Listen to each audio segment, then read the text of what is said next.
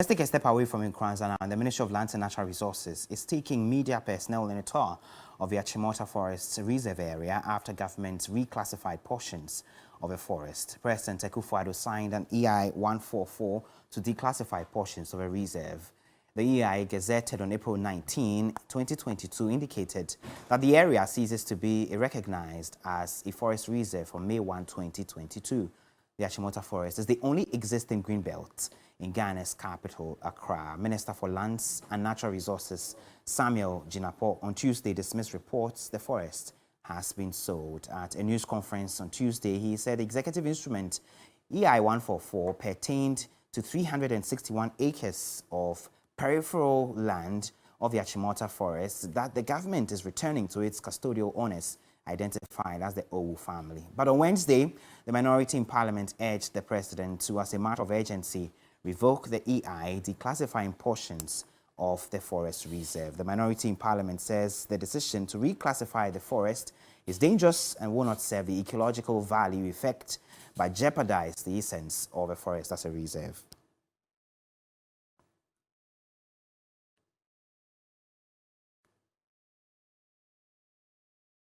Joseph Armstrong Gold Alogbe is our colleague who's been tagging along the Ministry of Lands and Natural Resources team that is currently on tour of the forest reserve. Joseph, we understand the ministry officials have led you to the peripheries of the reserve in question. Is that the case?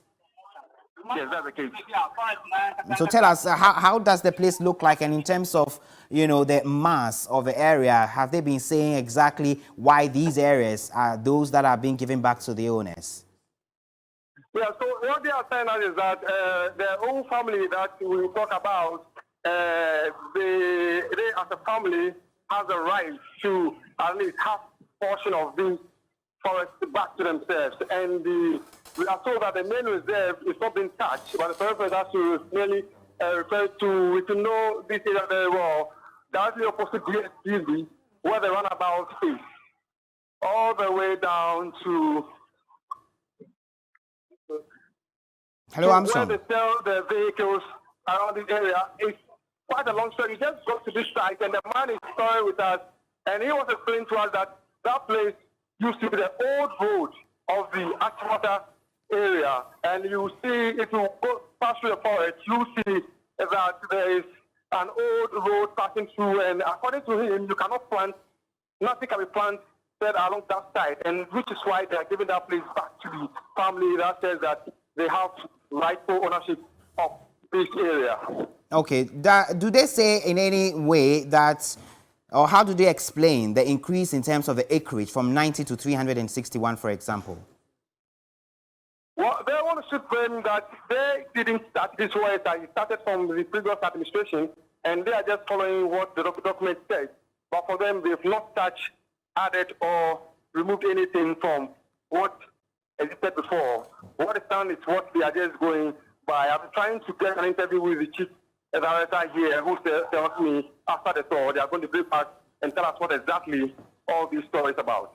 Joseph Armstrong Gold Alogwe, my colleague there, he's been with the delegation from the Lands and Natural Resources Ministry on tour of the Achimota Forest Reserve area, which has been in contention over the last 72 hours or more. Well, concerns continue to be raised about how the development of the peripheral portions of the Achimota Forest could impact the environment. Dr. Godwin Jah predicts a climate change catastrophe if the Achimota Forest enclave is not preserved as it is now. The reason this land, the Achimota Forest, remains an important ecological zone in Ghana is that if you take the Greater Accra, this is perhaps the most dense forest that you can find anywhere.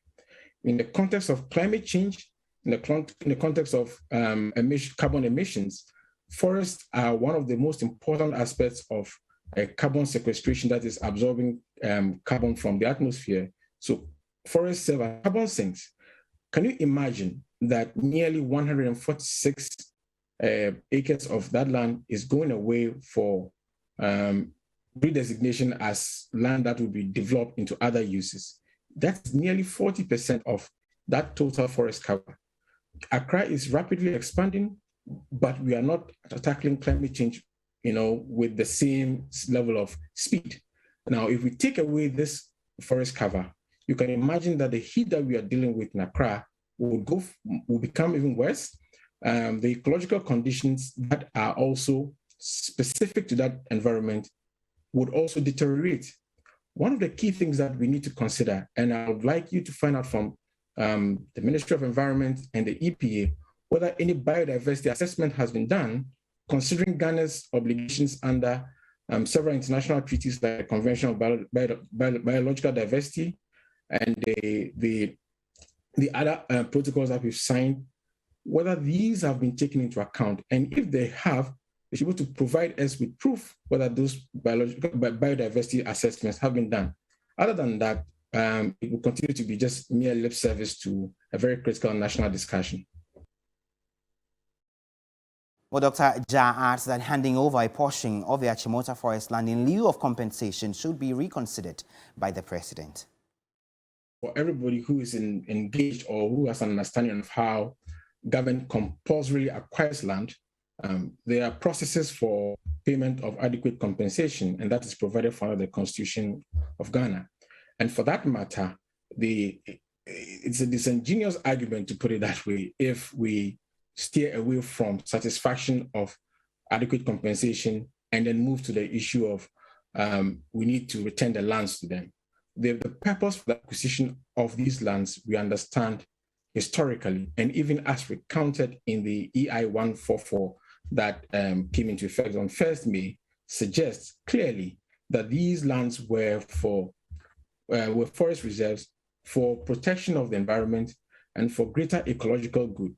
And for that matter, if the lands have been properly acquired and as by law done since the late 1920s, the proper thing to do is payment of compensation.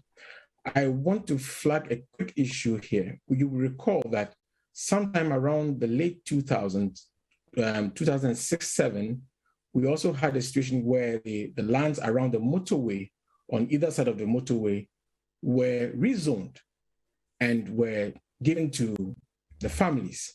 And we know what has happened with all those lands. They found a way into private hands now. They've been sold, they've been developed. We've destroyed the ecological buffer that's supposed to work alongside these highways. The proper thing to do, as I said, is to go back and pay compensation to these families, because the question to be answered is that these lands remain and retain the character of public uses. And the public use here we've designed or designated is as such is a forest reserve.